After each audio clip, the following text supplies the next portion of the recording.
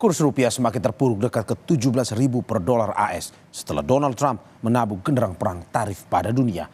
Rupiah menguntungkan eksportir tetapi tidak bagi masyarakat luas yang masih bergantung pada kedelai impor, tepung impor, dan BBM impor.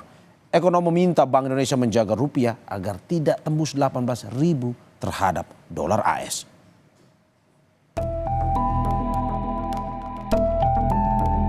Kurs rupiah terhadap dolar Amerika Serikat semakin melemah setelah Presiden Amerika Serikat Donald Trump menggetok tarif barang impor asal Indonesia sebesar 32%. Di bank swasta, rupiah sudah nyaris tembus 17.000. Rinciannya, kurs jual BCA 16.950 dan OCBC NISP bahkan sudah 16.993. Tidak jauh berbeda. Rupiah di perbankan BUMN juga bernasib sama. Di Bank Mandiri 16.700, tetapi ini kurs 27 Maret atau sebelum tutup libur Lebaran. Kemudian BNI 16.995 pada 6 April dan Bank Rakyat Indonesia atau BRI 16.940 pada 7 April. Yusuf Kala, Wakil Presiden era Susilo Bambang Yudhoyono dan Joko Widodo bilang, meski lemah, rupiah justru menguntungkan eksportir. Ya, itu bahwa pengaruh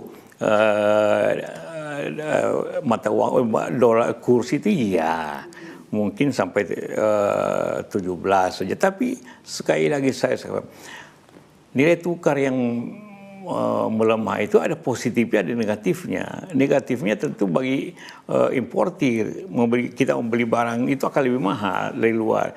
Tapi bagi eksportir akan mendapat rupiah lebih banyak. Jadi petani-petani karet, petani sawit atau petani udang akan mendapat pendapatan lebih tinggi. Tetapi bagi ekonom, pelemahan kurs rupiah tidak bisa dianggap enteng. Pemerintah disarankan menghitung ulang dana program makan bergizi gratis dan Danantara. Sebagai negara yang masih sangat bergantung pada dolar, dampak kurs rupiah menjadi sangat serius bagi daya beli masyarakat yang kini juga sedang terpuruk. Dampak yang pertama yang paling jelas adalah melemahnya kurs rupiah. Sudah jelas ya.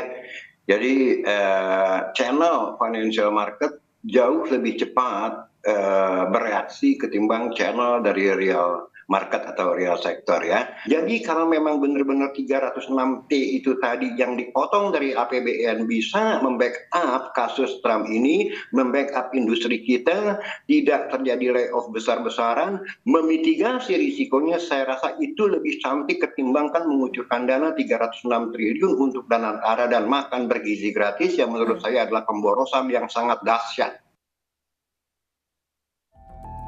Merespons gejolak yang terjadi di pasar rupiah, Bank Indonesia melakukan 3 jenis intervensi. Rinciannya, masuk lewat transaksi spot, masuk di pasar DNDF alias derivatif, dan terakhir membeli surat berharga negara atau surat utang negara di pasar sekunder. Ekonom bilang, Bank Indonesia harus mencegah rupiah lepas ke 18.000 dan merekomendasikan langkah stres test sebagai langkah antisipasi jika ekonomi memburuk. Tapi stress test ini menjadi hal yang penting dilakukan untuk mengukur seberapa kuat fundamental ekonomi Indonesia dan seberapa besar dampak sistemik yang ditimbulkan ke sektor keuangan.